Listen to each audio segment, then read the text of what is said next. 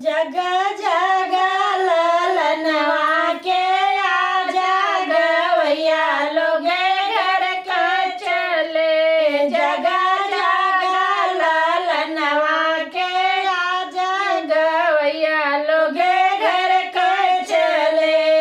अब परग पहुँचावा गवैया लोगे घर का चले।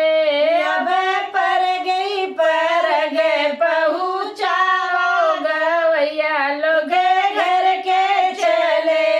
जगा जगा ललनवा के आजी गवैया लोगे घर के चले। जगा जगा ललनवा के आजी गवैया लोगे घर के चले। अब परग पहुँचाओ गवैया लोगे घर का चले। अब मानी के दियना जसाओ गवैया लोगे घर का चले। जगा जगा ललनवा के पापा गवैया लोगे घर के चले।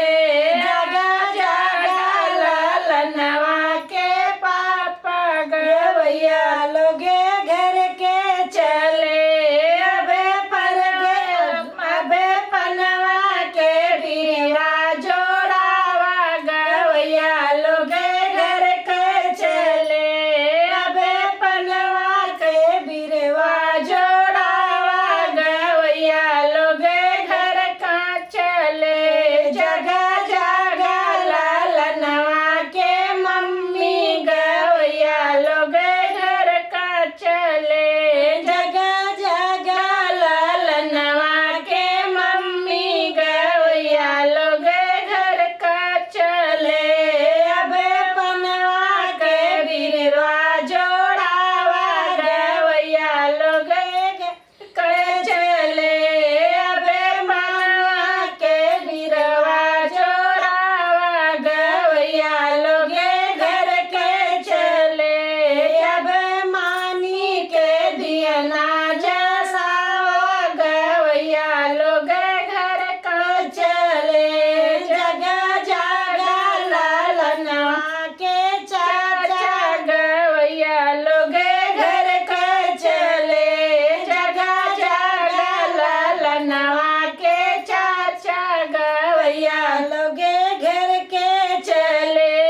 अब लड्डू पेड़ा बटावा गवैया लोगे घर का चले। अब लड्डू पेड़ा बटावा गवैया लोगे घर का चले। जगा जगा ललनवा के चाची गवैया लोगे घर का चले।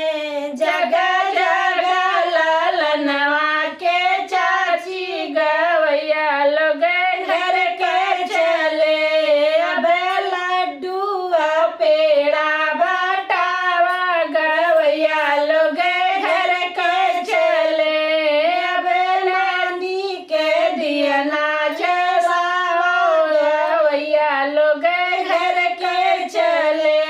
जगा जगा ललनवा के आजा गवैया लोगे घर के चले।